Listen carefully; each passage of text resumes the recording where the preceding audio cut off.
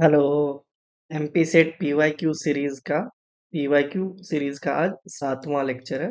आज हम लोग 2018 का पार्ट 2 करने वाले हैं। पार्ट 2। इसके फर्स्ट पार्ट में हम लोगों ने 25 क्वेश्चन देख लिए हैं। सेकेंड पार्ट में आज भी हम लोग 25 क्वेश्चंस देखने वाले हैं। अगर प्रीवियस वीडियो नहीं देखे हैं आप लोग तो टोटल 6 वीडियो है और एक वीडियो में 25 क्वेश्चन कंप्लीट करवाया गया, तो टोटल 150 क्वेश्चन अभी तक में कंप्लीट हो चुका है, जो कि पीवाईक्यू है एमपी सेट का। तो प्रीवियस वीडियो इसी प्लेलिस्ट में अगर नहीं देखे हैं तो स्टार्टिंग से आप लोग देख सकते हैं। स्टार्ट करते हैं आज का first question. In the neptunium series 94 PU 241, देखो 241 यहाँ लिखो तो ज्यादा बेहतर है। फिर उसके बाद AM NP फिर PA फिर uranium. The radiations order is, देखो क्या क्या दिया गया है। अल्फा है, बीटा है, अल्फा है, अल्फा है, बीटा है, बीटा बीटा। देखो इसमें सिर्फ और अल्फा और बीटा का बात किया गया है। सबसे पहले अल्फा और बीटा को देख लेते हैं। अल्फा में क्या होता है हमारा, एटॉमिक नंबर डिक्रीज करता है कितने से, 2 से। और मास नंबर डिक्रीज करता है कितने से, 4 से। अल्फा को हम लोग ऐसे लिखते हैं ना, हीलियम 2 4। और बीटा को कैसे लिखते हैं, बीटा -1 इधर 0। इसका मतलब इसमें मास नंबर चेंज नहीं हो रहा है, इसको मास अनचेंज लिख दो।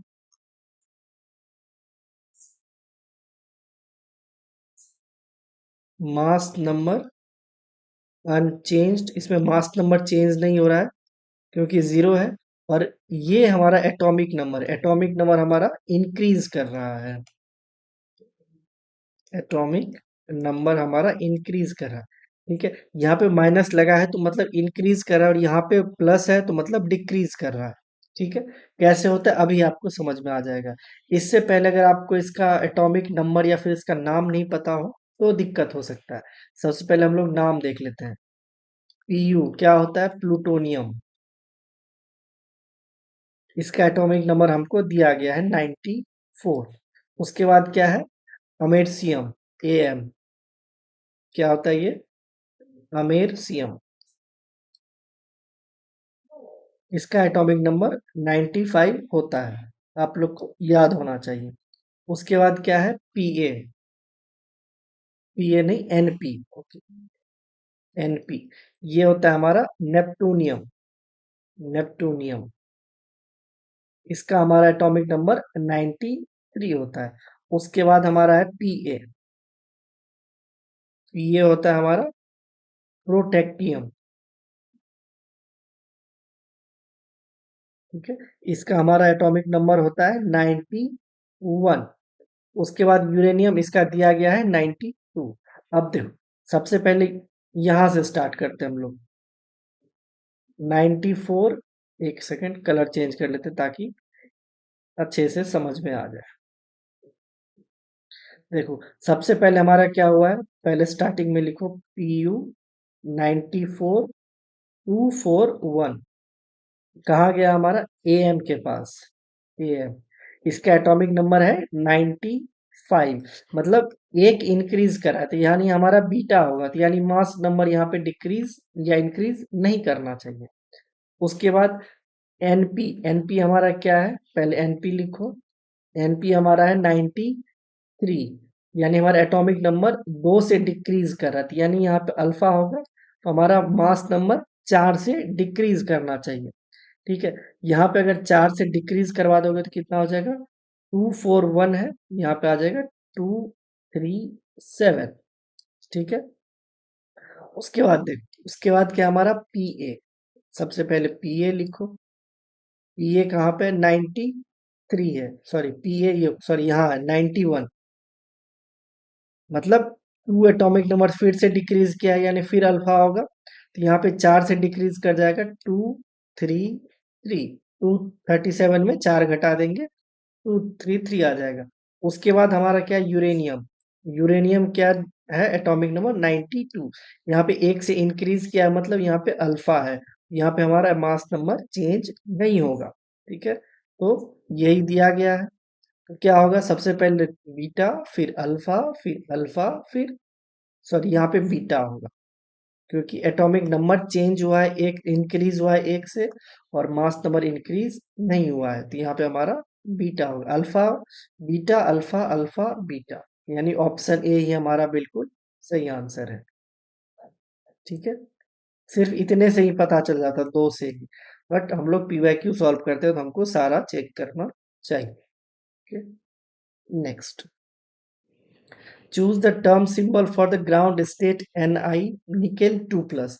इसका दिया गया है 3d8। सबसे पहले डी ऑर्बिटल ड्रॉ कर लो, 1 2 3 4 5 6 7 8। एल वैल्यू लिखो, +2 +1 0 -1 -2। टर्म सिंबल हर किसी को पता है, 2s+1 एल जे, ये होता है। एल कैसे हम लोग लिखते हैं, एल हमारा एस हो सकता है, पी हो सकता है, एस पी डी एफ कुछ भी हो सकता है, 0 1 2 3, ये एल वैल्यू हमारा। ठीक है, अब देखो सबसे पहले हमको 2s+1 निकालना है, या तो फॉर्मूला से निकालो, नहीं तो सिंपल ट्रिक है, 2s+1 जितना अनपेयर्ड इलेक्ट्रॉन है उसमें +1 कर दो, तो वो हमारा 2s+1 निकल के आ जाएगा। कैसे आएगा, एक बार देखना चाहो तो देख सकते हो। देखो, अनपेयर्ड इलेक्ट्रॉन कितना है, 2 है, तो यानी 1/2 × 2, ये हमारा 1 हो गया। ये हमारा s का वैल्यू निकल गया, तो 2 × s+1, 2 × 1 + 1 = 3, ऐसे करके आ जाएगा। ठीक है, बट इतना हमको एग्जाम में नहीं निकालना है, हमको बस समझ लेना है कैसे होता है, बाद बाकी आपको शॉर्ट ट्रिक थोड़ा सा तो यूज करना पड़ेगा। ठीक है, अब देखो, ये हमारा 2s+1 निकल गया 3। अब l कैसे निकालेंगे, l देखो, ये -2 से +2 कैंसिल हो जाएगा, -1 से +1 कैंसिल हो जाएगा, 0 तो 0 हो जाएगा, तो क्या बच गया यहाँ पे, 2 + 1 यानी 3 बच गया। 3 के करस्पॉन्डिंग क्या है, तो 3f। देखो 3f हर जगह दिया गया है, मतलब हमको j वैल्यू निकालना पड़ेगा। अब j कैसे निकालते हैं हम लोग, j = l + s से l - s तक का वैल्यू होता है। ठीक है, l + s कब होगा और l - s कब होगा और बीच वाला वैल्यू कब होगा, ये बहुत थोड़ा सा क्रिटिकल है, या फिर कंफ्यूजिंग, या जो भी समझो, बट उतना ज्यादा मुझे नहीं लगता है क्या है। देखो, l + s कब यूज होता है, जब मोर देन हाफ फिल्ड हो, और l - s कब होगा, जब लेस देन हाफ फील्ड हो। ठीक है, more than half half field ये है, और लेस देन हाफ फील्ड कैसे होगा, सपोज ये दे दे D4 दे दे, ये हमारा लेस देन हाफ फील्ड है, और हाफ फील्ड क्या हो जाएगा, D5। तो ये बीच वाला वैल्यू, उसमें सिर्फ और सिर्फ एक ही वैल्यू आएगा आपका, l + s या l - s कुछ भी करो। ठीक है, तो इसमें more than half field, l हमारा कितना निकला है, 3। s हमारा कितना है, यहाँ पे s निकाले थे, कितना इलेक्ट्रॉन था, 2 इलेक्ट्रॉन था, 2 × 1/2, यही हो जाएगा हमारा 1।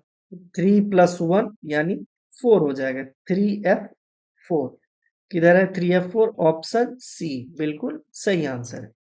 ठीक है, यहाँ पे अगर l + s निकालना हो तो आपको तो s निकालना ही पड़ेगा, अगर सपोज कहीं j नहीं दिया पूछ रहा हो, तो डायरेक्ट 2s+1 ऐसे निकालना है, जितना इलेक्ट्रॉन है उसमें एक ऐड कर दो, और नहीं तो अगर s का वैल्यू निकालना है, तो s का एक इलेक्ट्रॉन का होता है हाफ, जितना अनपेयर्ड इलेक्ट्रॉन है, यहाँ पे 2 अनपेयर्ड इलेक्ट्रॉन था, तो 2 से मल्टीप्लाई कर दो, ये हमारा 1 हो जाएगा, ये हमारा s का वैल्यू हो जाएगा।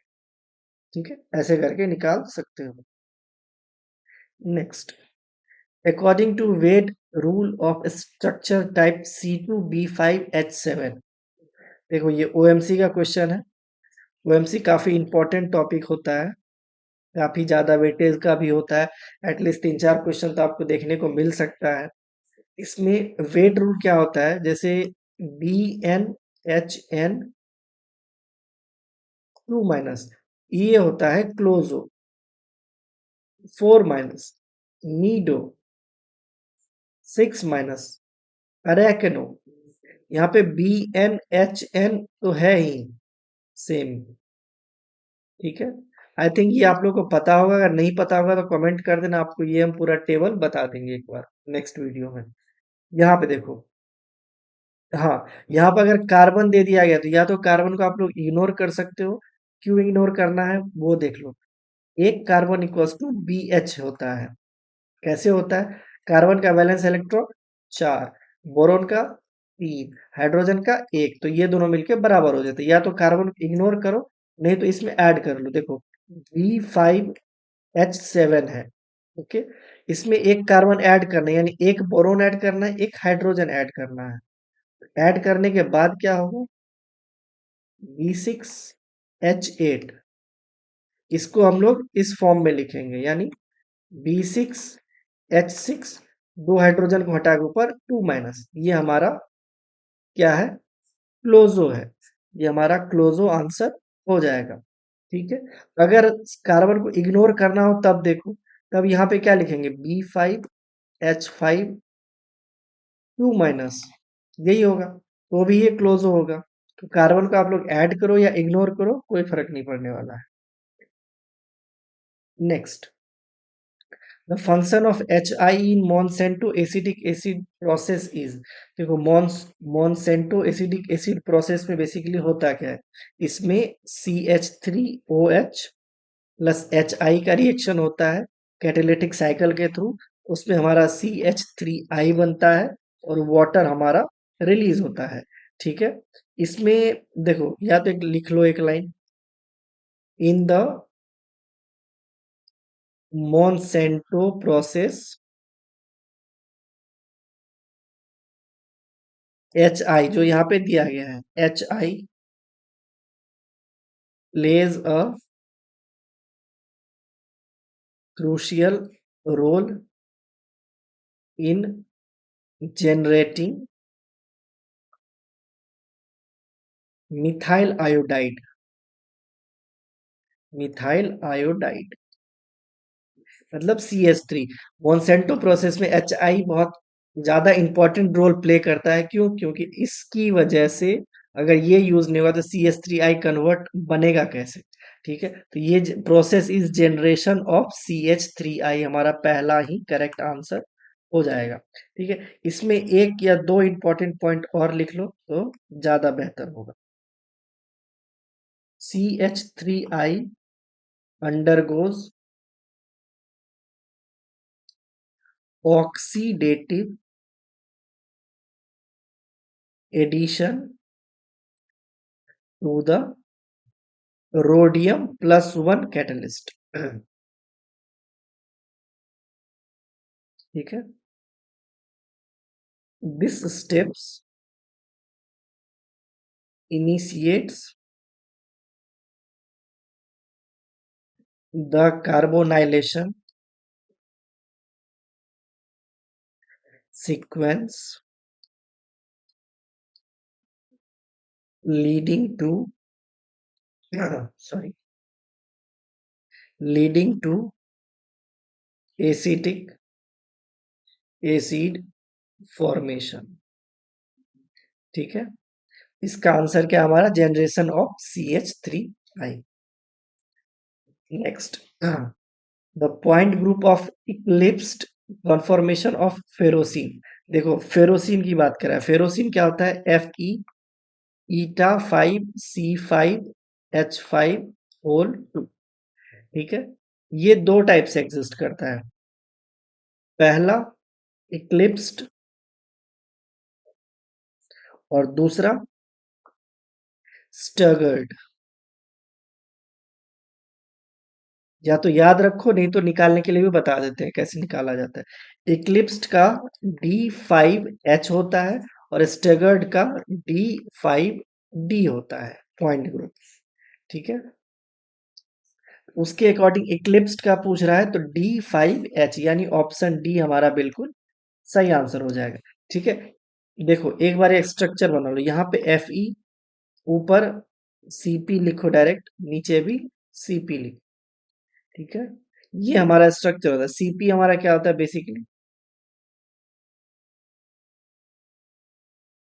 ये, नहीं तो यही हो गया हमारा पूरा स्ट्रक्चर। ठीक है, अब देखो इसमें क्या क्या प्रेजेंट है। इसमें हमारा C5 प्रेजेंट होता है, C2 प्रेजेंट होता है, उसके बाद सिग्मा H प्रेजेंट होता है, और सिग्मा V प्रेजेंट होता है। ठीक है, ये इक्लिप्स्ड का हम लोग लिखा रहे हैं। अब हमको फाइंड कैसे करना है वो एक बार आप लोग देख लो। इसमें ये टेबल फॉलो करोगे ज्यादा बेहतर होगा। इसमें हम लोग यहाँ से स्टार्ट करते हैं। मॉलिक्यूल्स अगर लीनियर है तो इस साइड जाना है, अगर नॉन लीनियर है तो इधर आना है। अगर लीनियर है, उसमें अगर इन्वर्जन सेंटर है तो डी इन्फिनिटी एच होगा, नहीं है तो सी इन्फिनिटी वी होगा। सपोज यहाँ पे देखो H2, इसमें इन्वर्जन सेंटर है, ये हमारा डी इंफिनिटी एच हो जाएगा। सपोज HCl ले लेते हैं हम लोग, इसमें इन्वर्जन सेंटर नहीं है, इसको रोटेट करोगे तो इधर Cl और इधर H आएगा, मॉलिक्यूल्स कंप्लीटली चेंज हो जाएगा ओरिएंटेशन। ये हमारा C इन्फिनिटी V होता है। इस तरह से हम लोग अप्लाई करते हैं। उसके बाद देखो, अगर लीनियर नहीं है, परफेक्ट सिमेट्री है, तो हम लोग इधर आ जाएंगे। टेट्राहेड्रल है, TH है, I है, TD TH T, INOH, ये परफेक्ट सिमेट्री का होता है। उसके बाद फिर नीचे आ जाएंगे, परफेक्ट सिमेट्री नहीं है, उसके बाद देखेंगे CN एक्सिस है। अगर CN एक्सिस है वो एक प्रिंसिपल एक्सिस है तो इधर आएंगे, नहीं है तो नीचे आएंगे। उसके बाद देखेंगे सिग्मा प्लेन है, अगर है तो CS हो जाएगा, नहीं है फिर इन्वर्जन देखेंगे, इन्वर्जन है तो CI, नहीं है इन्वर्जन तो C1। उसी तरह आप लोग एक बार ये टेबल फॉलो करना, उसके बाद आप लोग पॉइंट ग्रुप निकालने का कोशिश करना। नहीं हो, ऐसा हो ही नहीं सकता है। हो जाएगा, नहीं हो तो फिर बताना। Next, the cell potential for the following electrochemical system at 25 degree Celsius are. देखो ये हमारा सेल रिएक्शन दिया गया है, और क्या क्या दिया गया, E0 दिया गया है, Al3 + Al, ये -1.66 वोल्ट, और Fe2 से Fe -0.44। अब देखो इसमें हमारा दिया क्या गया, स्टैंडर्ड रिडक्शन पोटेंशियल, SDR, उल्टा लिख दिए हैं।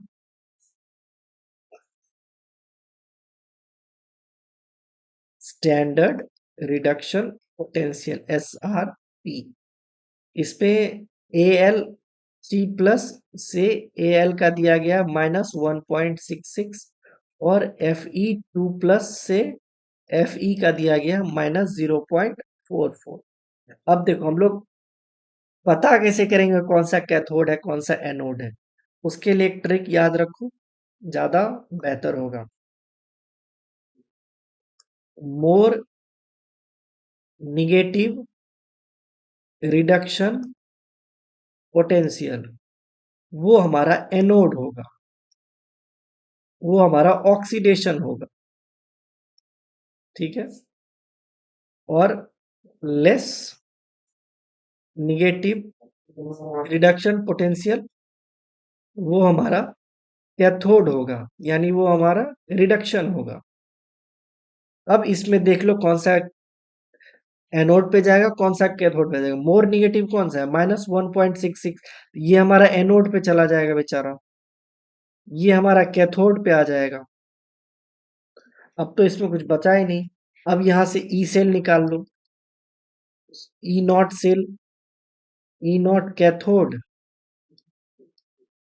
-E0 anode. ठीक है, कैथोड क्या है, -0.44 माइनस -1.66, यहां से निकल के आ जाएगा 1.22 वोल्ट। ये आंसर लगाने की गलती मत करना वरना आपको दिक्कत हो जाएगी। यहाँ पे E0 सेल है और हमको EMF पूछा गया है। अब EMF के लिए हम लोग को कौन सा इक्वेशन ऐड करना पड़ेगा इसमें, रिएक्शन कोसेंट वाला, मतलब E cell equals to E0 cell -0.0591 log Q। हमको ये निकालना है और अभी हम लोग ये निकाल के बैठे हैं। ठीक है, तो आप लोग अंतर समझ सकते हो।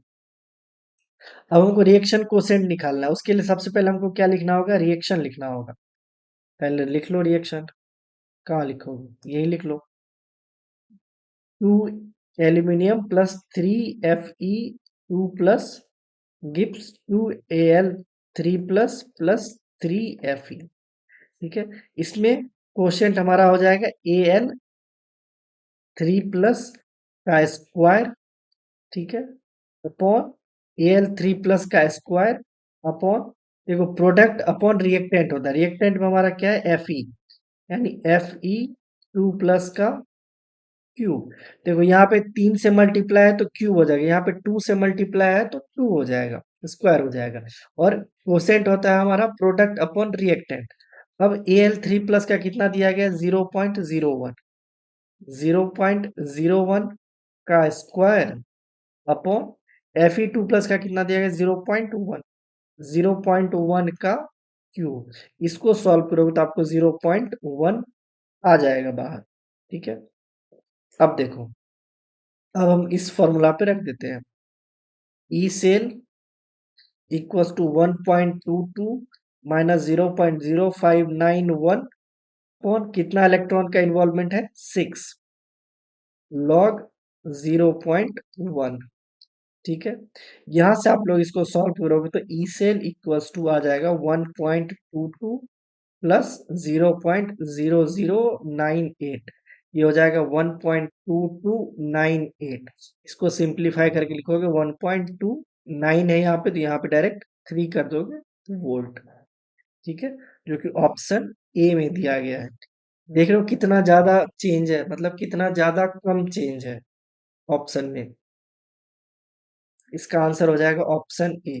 ये आपको इस तरह का क्वेश्चन बड़े ध्यान से करना चाहिए। Next, in thermodynamics of open system thermodynamic parameter includes are. देखो, ओपन सिस्टम की बात कर रहा है, सबसे पहले लिख लो ओपन सिस्टम के बारे में। An open thermodynamic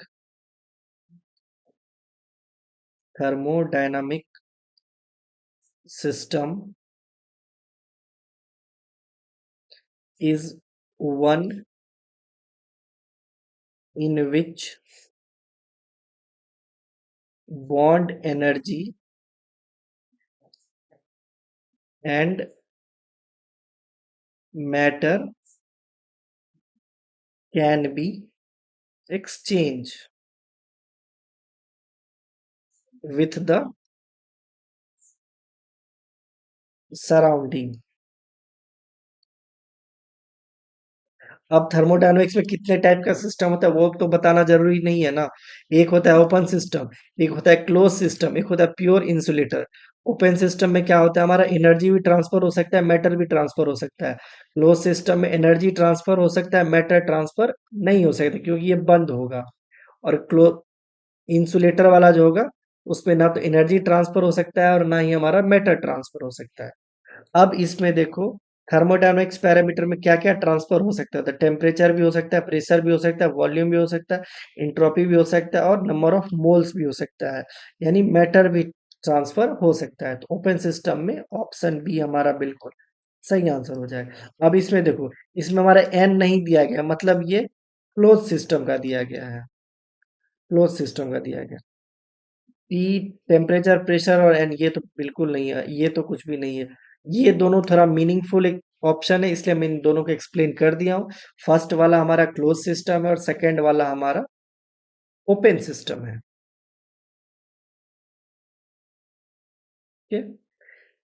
next, the correct relation for the simple Langmuir absorption. देखो, सिंपल लैंगम्यूर एब्जॉर्प्शन का या लैंगम्यूर आइसोथर्म का हमको एक्सप्रेशन पूछा है। ये बहुत ही सिंपल है, दो टाइप का एक्सप्रेशन होता है, एक होता है theta equals to KP upon 1 plus KP और दूसरा होता है हमारा KP equals to theta upon 1 minus theta. ठीक है, अब इस पे देख लो क्या दिया गया है, theta equals to KP upon 1 plus KP, यानी ऑप्शन सी हमारा बिल्कुल सही आंसर है। ठीक है, इसमें एक चीज और पूछ सकता है, फॉर एन एटॉमिक गैस के लिए, एन एटॉमिक गैस के लिए, अगर एन एटॉमिक गैस के लिए पूछे, Q equals to K P upon 1 plus KP, और जहां जहां आपको केपी दिखे वहां पे पावर 1 अपॉन एन चढ़ा देना है, बस यही होगा। ओके। अब देखो, इसमें कुछ इसका बेसिक एजम्पशन है, वो आप लोग को जानना बहुत जरूरी है, वो मैं यहाँ पे लिख देता हूँ, अगर आपको डाउट हो तो बताना। ठीक है। Basic assumption. पहला, एड्सॉर्प्शंस occurs at specific homogeneous sites on the surface। पहला assumption इनका ये था। दूसरा था, each site can hold only one molecules, यानी ये मोनोलेयर बनाता था, यानी ये मोनोलेयर बनाता था। जैसे सपोज ये कोई सीट है, ठीक है, ये कोई सीट है, इस पे एक लेयर आ गया तो इसके ऊपर दोबारा एब्जॉर्प्शन नहीं होगा, ये इनका एजम्पशन था। दूसरा, ये दूसरा हो गया। तीसरा, no interaction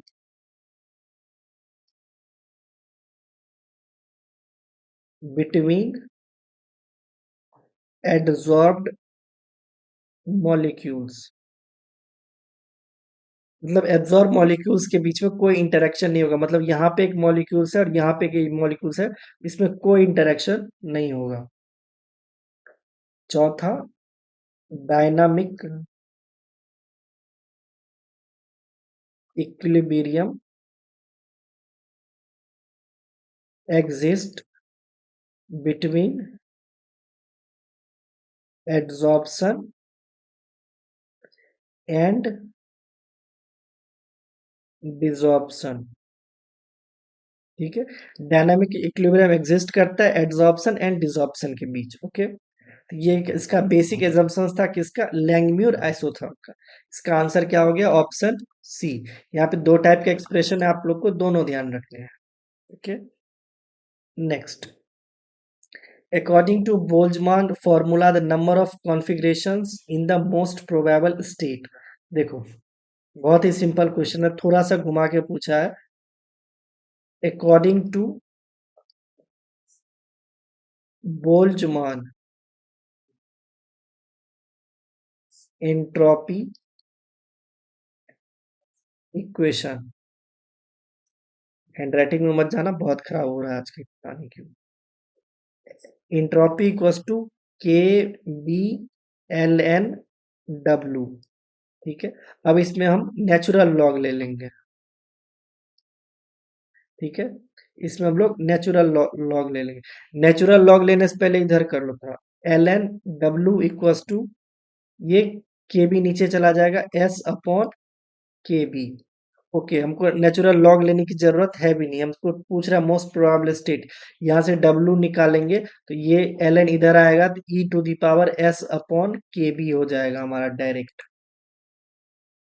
E to the power S upon K B, ये रहा, ये लिखा हुआ है। ठीक है। ऑप्शन ए हमारा बिल्कुल सही हो जाएगा, इसमें लॉग लेने की जरूरत थी भी नहीं। Next, when a diatomic gas absorbed at atoms on the surface of a solid, Langmuir adsorption isotherm। देखो, डायटोमिक गैस बोला गया, एन एन एटॉमिक गैस के लिए हम क्या लिखाए थे, theta equals to K P upon one plus K P, इसका पावर वन अपॉन एन, इसका पावर वन अपॉन एन। अब यहाँ पे डायटोमिक है तो एन की जगह हम टू रख देंगे, तो theta equals to K P to the power one upon two plus one plus K P to the power one upon two. यही हो जाएगा सिंपल। देखो, K P to the power one upon two, one plus K P to the power one upon two, यही हमारा बिल्कुल सही answer है। इसमें वन प्लस के पी के ऊपर कर दिया, हटो। इसमें सिर्फ केपी के ऊपर कुछ पावर नहीं दिया, ये भी हटाओ, तो ये तीनों हमारा गलत हो जाएगा, ऑप्शन ए बिल्कुल सही हो जाएगा। ये दोनों क्वेश्चन कहाँ का था, सरफेस केमिस्ट्री का था। Next, the transport number of Na plus in NaCl is 0.60। at 500 degree kelvin the transport number of Cl ion is. देखो बहुत ही इजी क्वेश्चन है। ट्रांसपोर्ट नंबर कितना होता है? इक्वल्स टू 1 होता है। लिख लो पूरा। For an electrolyte the sum of transport number numbers of cation and anion is always equals to 1। अब देखो NaCl में Na प्लस का दिया है 1.60, हमको Cl माइनस का पूछ रहा है, तो 0.60 plus Cl minus equals to 1। Cl minus का कितना हो जाएगा? 1 minus 0.60 equals to 0.40। Option C. इसमें और कुछ है ही नहीं बताने लायक।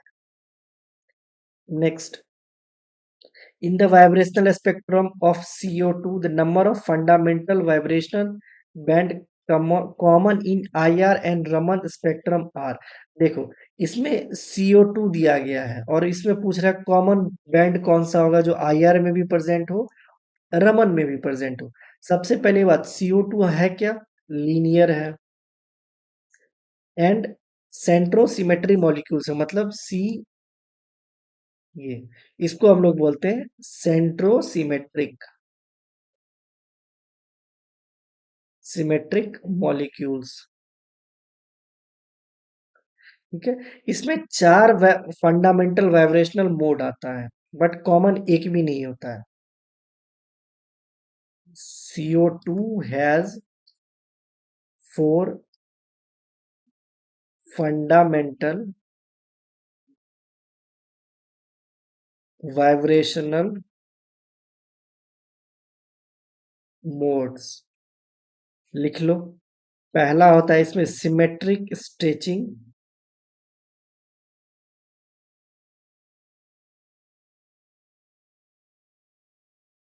दूसरा होता है इसमें एसिमेट्रिक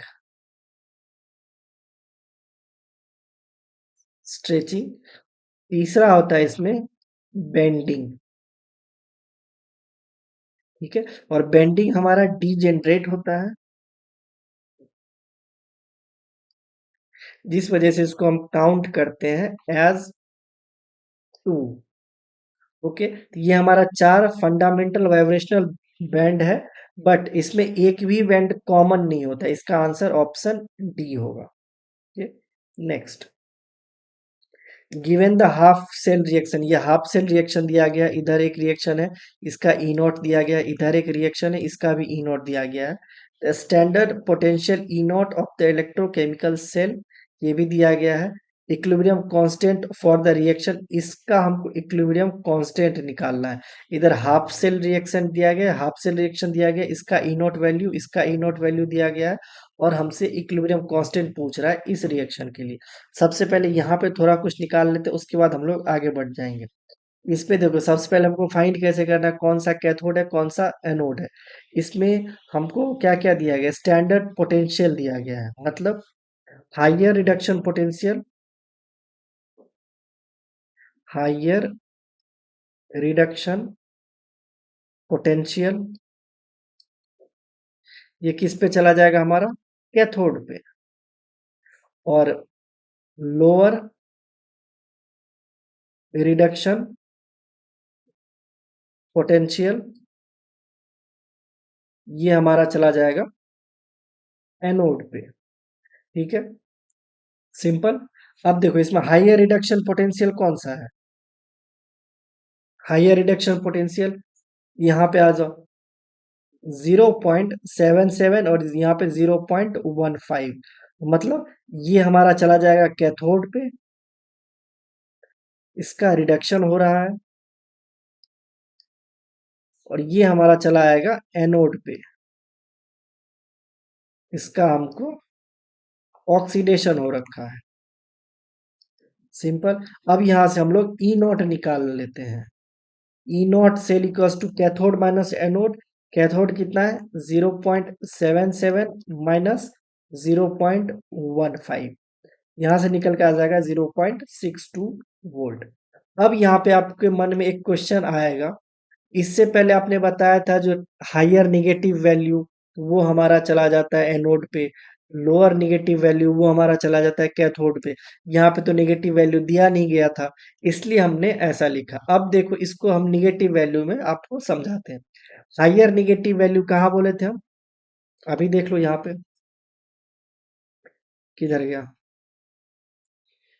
इसमें था, देखो मोर निगेटिव वैल्यू, यहाँ पे देखो मोर निगेटिव वैल्यू एनोड पे जा रहा है। अब यहाँ आ जाओ, मोर निगेटिव वैल्यू, इसमें अगर निगेटिव वैल्यू की बात करोगे तो जो छोटा होगा वही उसको हम निगेटिव वैल्यू मानेंगे, तो वो तुम्हारा एनोड पे जा रहा है, जो बड़ा है उसको कैथोड पे जा रहा है। ये आप लोग दो टाइप से याद रख सकते हो, पहला वो उस क्वेश्चन में बताए थे और तीसरा दूसरा इस क्वेश्चन में बताया है। ठीक है, दोनों का मीनिंग सेम ही है, बट बताने का तरीका अलग है। क्योंकि अगर आपको निगेटिव वैल्यू नहीं दिया रहे तो वहाँ आपको कंफ्यूजन हो जाएगा, जो कौन सा एनोड पे जाएगा कौन सा कैथोड पे जाएगा। अगर निगेटिव वैल्यू दिया रहे, मोर निगेटिव वैल्यू एनोड, अगर निगेटिव वैल्यू नहीं दिया रहे, लोअर रिडक्शन पोटेंशियल जो दिया गया वो हमारा एनोड पे जाएगा। ऐसे करके हम यहाँ से ई नॉट सेल निकालनी है। अब हमको क्या निकालना है, ई सेल निकालना है, क्योंकि सॉरी इक्विलिब्रियम कांस्टेंट निकालना है, यानी के निकालना है। इक्विलिब्रियम कांस्टेंट के लिए फॉर्मूला क्या होता है, E cell equals to 0.0591 upon N log K. अब एन का वैल्यू इसमें फाइंड करो कितना है, इसमें कितने इलेक्ट्रॉन का ट्रांसफर हो रहा है, 2 इलेक्ट्रॉन का ट्रांसफर, तो एन हमारा 2 आ जाएगा। नेक्स्ट पेज पे आ जाओ, क्या था, E naught cell equals to 0.0591 upon N log K. N का वैल्यू 0 पॉइंट सॉरी एन का वैल्यू 2 आ गया, और ई नॉट सेल हमारा कितना निकल गया था एक बार देख लो, 0.62। ओके, 0.62 वो निकालना क्या है, लॉग के। यहाँ से देखो डायरेक्ट लिखो, लॉग के इक्वल्स टू, एन ऊपर जाएगा ये नीचे आ जाएगा, N into E naught cell upon 0.0591। ठीक है, अब एन का वैल्यू दिया गया है, ई सेल का दिया गया और ये दिया गया, तो आप लोग निकाल सकते हो, 2 इंटू 0.62 अपॉन 0.0591 लॉग के। अब यहाँ से के का वैल्यू क्या होगा आप लोग हमको कमेंट में बताना, थोड़ा बहुत आपके लिए भी हम छोड़ रहे हैं। ठीक है, यहाँ से के का वैल्यू क्या होगा वो आपको कमेंट में बताना, और इसका करेक्ट आंसर क्या होगा वो बताना। आपको कमेंट में लिखना है क्वेश्चन नंबर 38, और ऑप्शन डाल दोगे ए बी सी डी जो हो चलेगा। Next, for a reaction, the rate constant K at 27 degree C was found to be K equals to 5.4 into 10 to the power 11 e to the power minus 15. The activation energy for the reaction. देखो एक बहुत ही चालाकी से पूछा गया, और ये chemical kinetics का क्वेश्चन है, और ये बहुत ही वेल नोन रिएक्शन दिया गया है, well known equation, Arrhenius equation. Arrhenius equation k equals to a e to the power minus E A upon R T. किसको नहीं पता है ये, k का वैल्यू दिया गया, यहाँ पे लिखो 5.4 into 10 to the power 11 e to the power minus 50, यानी a का वैल्यू ये है, और e तो सही है, और minus E A upon R T equals to minus 50, यानी E A upon R T equals to 50। और यहां से हमको ई ए पूछ रहा है, E A equals to 50 into R T. अब यहाँ पे देखो 50 आर टी, टेम्परेचर कितना दिया गया 27 डिग्री, इसको केल्विन में कन्वर्ट कर लो, 273 प्लस 27 इक्वल्स टू 300, और आर का वैल्यू 8.314, सिंपल। तो E A equals to 50 into 8.314 into temperature, यानी 300 से गुना कर दोगे। ये अब इसको कैलकुलेट करोगे तो आपके पास आ जाएगा 124710 जूल मोल इनवर्स। ठीक है, यहाँ पे आ जाएगा 1.25 इंटू 10⁵ जूल मोल इनवर्स, ये हमारा आंसर आ जाएगा। 10⁵ यहाँ पे 0.5 लगा दो, 2 2 4 1 5, यही हमारा करेक्ट आंसर हो जाएगा। इसको 1.25 इंटू 10⁵ भी लिख सकते हो, जूल पर मोल। ओके, सिंपल क्वेश्चन है, थोड़ा सा घुमा दिया, आप लोग भी घूम जाओगे ऐसे में। Next, which statement is true about a galvanic cell employing lead copper plus E naught Pv2 plus Pv दिया गया है और E naught Cu2 plus Cu दिया गया है। ठीक है, अब फिर से इसमें देखो हमको दिया क्या गया है, स्टैंडर्ड रिडक्शन पोटेंशियल दिया गया है। अब इसमें हम लोग को पॉजिटिव वैल्यू है और निगेटिव वैल्यू है, या तो पॉजिटिव वैल्यू से निकालो नहीं तो निगेटिव वैल्यू से निकालो। अब देखो निगेटिव वैल्यू से निकालते हैं, इसमें मोर निगेटिव कौन सा हो जाएगा, ये हमारा एनोड हो जाएगा। अब एक एनोड हो गया तो दूसरा हमारा कैथोड हो गया। ठीक है, एनोड और कैथोड हो गया। अब एनोड का रिएक्शन क्या है, पीवी से चला जाएगा Pv2 प्लस प्लस 2 इलेक्ट्रॉन, और कैथोड का रिएक्शन क्या हो जाएगा, Cu2 प्लस से 2 इलेक्ट्रॉन लेके Cu बना देगा। अब इसका अगर हम कॉमन रिएक्शन लिखना चाहे तो कैसे लिखेंगे, Pv से Pv2 प्लस जा रहा है, Pv2 प्लस, फिर ये सॉल्ट ब्रिज आएगा, फिर कॉपर 2 प्लस से कॉपर, ये हमारा कॉमन रिएक्शन हो गया। ठीक है, अब ये हमारा स्पॉन्टेनियस सेल रिएक्शन हो गया। देख लो, spontaneous cell reaction will be in the cell, ये हमारा रिएक्शन दिया गया है, ये हमारा करेक्ट आंसर हो जाएगा। ऐसे नहीं करना है आपको, और ऑप्शन देखना है। अब देखो यहाँ पे ई नॉट सेल भी दिया गया है, एक बार ई नॉट सेल भी निकाल लो। ई नॉट सेल इक्वल्स टू क्या होता है, ई cathode minus E anode.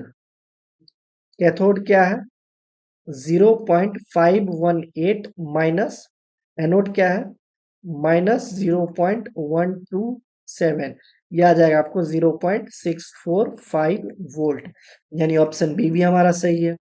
Both in spontaneous cell reaction will be in the cell, मतलब ये और ई नोट, यानी हमारा ऑप्शन सी सही होगा, ये दोनों नहीं। ठीक है, जो मोर अप्रोप्रिएट होता है उस पर हम लोग जानते हैं। ऑप्शन सी में हमारा दोनों चीज दिया गया, स्पॉन्टेनियस सेल रिएक्शन भी दिया गया है और ई नॉट सेल भी दिया गया, इसलिए हम लोग ऑप्शन सी को टिक करेंगे। नेक्स्ट, अकॉर्डिंग टू अर्नियस इक्वेशन से ऑप्शन पे हमको जाना है। देखो अर्नियस इक्वेशन अभी बताए, k equals to A e minus E A upon R T, यही बताए। अगर इसमें हम अगर लॉग लेते हैं तो क्या हो जाएगा, L N k equals to L N A minus, ये ऊपर ये इधर आ जाएगा पूरा, E A upon R 1 upon T, ऐसे हो जाएगा। इसको अगर हम स्ट्रेट लाइन इक्वेशन पे लिखेंगे तो क्या आ जाएगा, y equals to M X plus C होना चाहिए, तो प्लस सी तो यहाँ पे है, यहाँ पे माइनस एम एक्स हो गया, मतलब हमारा स्लोप जो है वो डिक्रीज कर रहा है। स्लोप हमारा एम, ये क्या हो जाएगा, स्लोप हो जाएगा ई ए अपॉन आर, एक्स हमारा हो जाएगा 1 अपॉन एक्स एक्सिस पे 1 अपॉन टी, और वाई एक्सिस पे एल एन के, और ये हमारा सी है, इंटरसेप्ट सी इक्वल हो जाएगा एल एन ए। अब देखो इसमें क्या है, अगर या तो ग्राफ से देखो तो हमारा डिक्रीज कर रहा है, तो एल एन के हमारा डिक्रीज, यहाँ पे देखो एल एन के decrease linearly with 1 upon T, ये हमारा बिल्कुल सही लग रहा है, क्योंकि एल एन के हमारा लिनियरली डिक्रीज करेगा विथ 1 अपॉन टी से, हमारा पहला ही सही हो जाएगा। टी से नहीं होगा, एल एन के इंक्रीज नहीं करेगा क्योंकि हमारा स्लोप डिक्रीजिंग वाला है, ऐसा कुछ है स्लोप। ठीक है, एक्स की जगह पे 1 अपॉन टी ले लो, वाई की जगह पे एल एन के ले लो, इंटरसेप्ट हमारा एल एन ए हो जाएगा, एल एन ए, और स्लोप हमारा हो जाएगा ई ए अपॉन आर। ठीक है, ये आपको अर्नेस इक्वेशन का ग्राफ भी समझ में आ जाएगा इसमें। ऑप्शन ए हमारा बिल्कुल सही आंसर है। ठीक है, next, during the addition of polymerization the reaction proceed via, simple सा है इसमें, फ्री रेडिकल प्रोसेस। इसमें कुछ बताने जैसा है ही नहीं, बट फिर भी लिख लो। तो देखो, पोलीमराइजेशन स्टेप में हमारा 3 स्टेप बहुत इन्वॉल्व होता है, main 3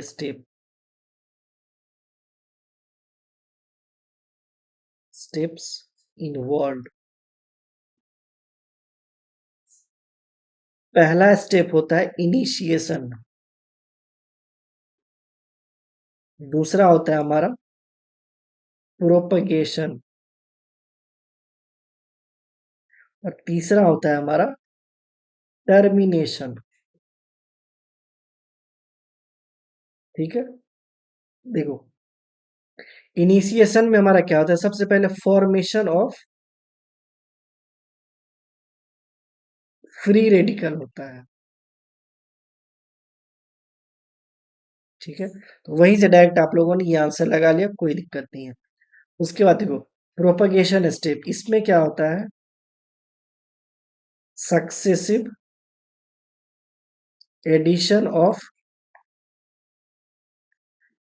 monomer units to the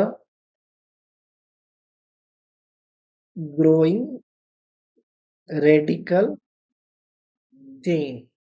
okay, और टर्मिनेशन में क्या होता है, कंबाइन हो जाता है, कॉम्बिनेशन ऑफ रेडिकल्स या डिसप्रपोर्शनेशन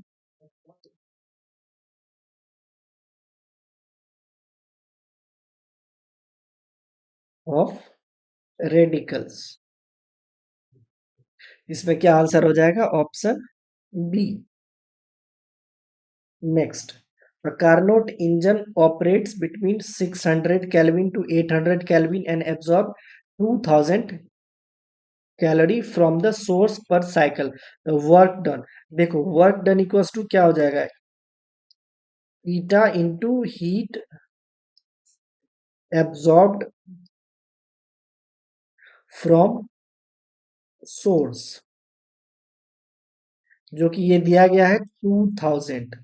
हमको ये निकालना है, इसका फॉर्मूला क्या होता है, 1 - ई कोल्ड, यानी temperature at cold and temperature at hot. Cold मतलब जो कम वाला होगा, हॉट मतलब जो ज्यादा वाला होगा। eta equals to 1 - 600 upon 800। इसको सॉल्व करोगे तो 0.25 आएगा, इसको इसमें मल्टीप्लाई कर दो, वर्क निकल के आ जाएगा 0.25 इंटू 2000, ये आपको 500 कैलोरी निकल के आ जाएगा, ऑप्शन बी। इसमें आपको दो फॉर्मूला यूज करना होगा, एक ये और एक ये, क्योंकि इसका क्वेश्चन है, थर्मोडायनामिक्स का क्वेश्चन है। Next, the energy of hydrogen atom in state minus H C R H है, रेबर्ग कांस्टेंट अपॉन 25, मतलब H C upon, sorry, minus H C R H upon 25 ऐसा दिया गया है। The degeneracy of the state, इसमें पूछ रहा है the degeneracy of the state क्या होगा। देखो, इक्वेशन हमारा क्या दिया गया है, जी, ई इक्वल टू, इसमें हमको सबसे पहले क्या फाइंड करना है, principal quantum number, principal quantum number, principal quantum number यहाँ नीचे दिया गया, N square equals to 25। N हमारा क्या आ जाएगा, 5, ये हमारा प्रिंसिपल क्वांटम नंबर आ गया। अब हमको इसका डी जेनरेसी निकालना है, degeneracy of hydrogen atom.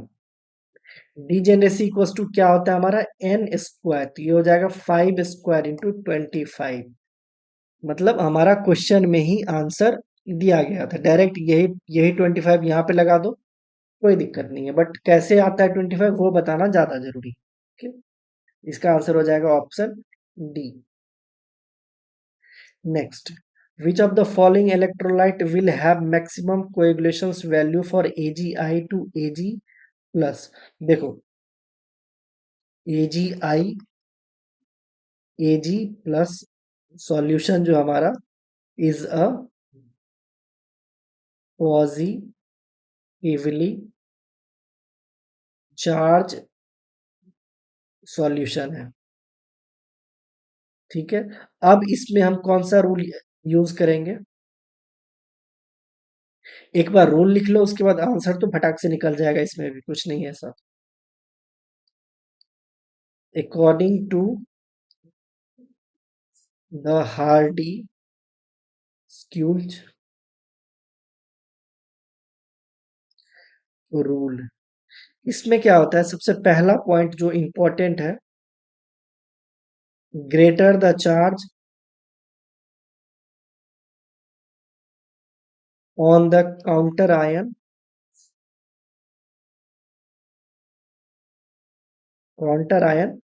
Greater the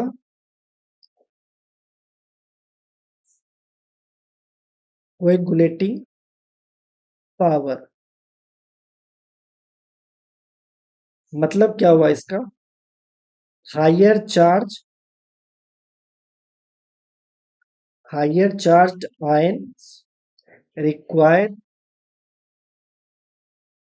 smaller concentration. मतलब maximum coagulation maximum coagulating value corresponds to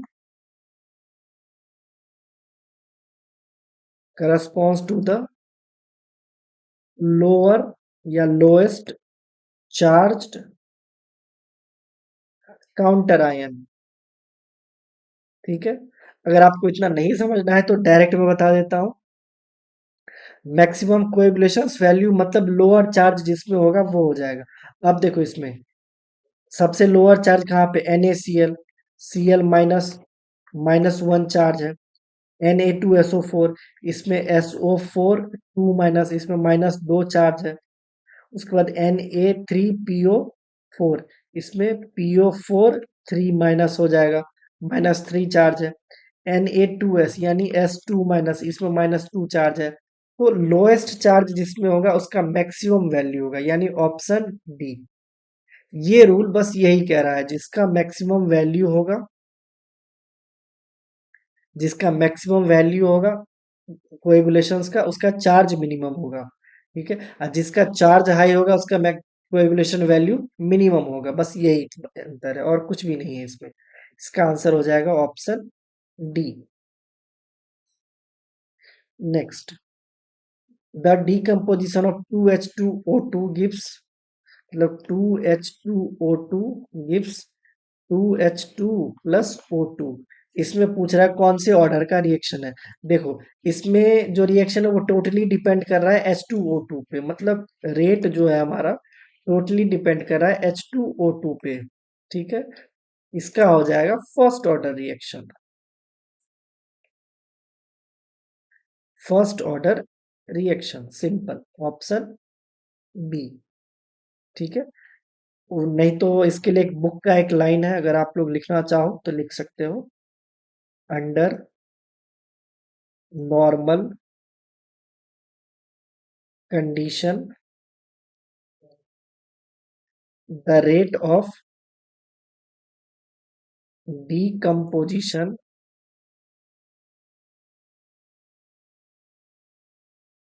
of hydrogen peroxide depends only on the concentration of H2O2। यही आपको बताए हैं यहाँ पे। ओके, इसका आंसर हो जाएगा option B. Next, the 0 point energy of an electron is. देखो इसमें एनर्जी पूछ रहा है, En equals to N square H square upon 8 ma square होता है। ये क्वांटम का क्वेश्चन है। इसमें बोल रहा है zero point energy. Zero point energy के लिए हमारा एन इक्वल्स टू 1 होता है। तो ई 1 हम निकालेंगे, 1 का square H square upon 8 ma square. ये आ जाएगा हमारा H square upon 8 ma square, यानी E1। अब देख लो कहाँ दिया गया है, ऑप्शन ए में ही दिया गया है। इससे ज्यादा इजी क्वेश्चन और क्या पूछ सकता है ये। Next, for the reversible process the value of delta S. देखो डेल्टा एस मतलब delta entropy, entropy change Q reversible upon temperature होता है। इस पे क्या बताने जैसा है, इसमें तो कुछ है ही नहीं बताने जैसा। क्यू रिवर्स ऑप्शन ए ही दिया गया है, और तो कुछ इसमें है ही नहीं। Next, what will be the molarity of pure water. देखो ये वाइवा का क्वेश्चन होता था हम लोग में, जो मोलैरिटी प्योर वाटर का मोलैरिटी क्या होता था हम लोग को तो याद हो गया था, 55.5 मोल। ठीक है, कैसे होता था वो अगर आपको देखना हो तो देख सकते हो। डेंसिटी वाटर का क्या कितना होता है, डेंसिटी ऑफ वाटर 1 ग्राम पर ml होता है। वॉल्यूम हम 1 लीटर ले लेते हैं क्योंकि हमको मोलैरिटी निकालना है। इसको ml में कन्वर्ट कर लो, 1000 ml। मास ऑफ 1 लीटर क्या हो जाएगा, 1 लीटर वाटर। डेंसिटी 1 ग्राम है, इसका मास भी हमारा 100 ग्राम हो जाएगा, सॉरी 1000 ग्राम हो जाएगा 1 लीटर का। मोलर मास कितना होता है वाटर का, मोलर मास वाटर का H2O2 का 18 ग्राम पर मोल होता है। ऑक्सीजन का 16 और दो हाइड्रोजन का 2। अब हमको मोल्स निकाल लो यहाँ से, मोल्स ऑफ वाटर, ये क्या हो जाएगा 1000 अपॉन 18, यहाँ से 55.5 मोल आ जाएगा। अब हमको मोलैरिटी निकालना है, मोलैरिटी निकाल लो। मोलैरिटी, मोलैरिटी में 55.5 मोल डिवाइड बाय 1 लीटर कर दोगे डायरेक्ट, ये 55.5 मोल आ जाएगा मोलैरिटी, ऑप्शन सी। ये तो इसका पूरा प्रोसेस है जो बीएससी में ही हम लोग पढ़ते हैं, बट वाइवा का ये क्वेश्चन है। तो मोलैरिटी ऑफ प्योर वाटर का मोलैरिटी कितना होगा, तो 55.5। Okay, next. देखो इसमें क्या बोल रहा है, the crystal system for which A does not equals to B does not equals to C and alpha equals to beta equals to gamma equals to 90 degree. अब देखो ये क्रिस्टल सिस्टम है, कितना क्रिस्टल सिस्टम है total, 7।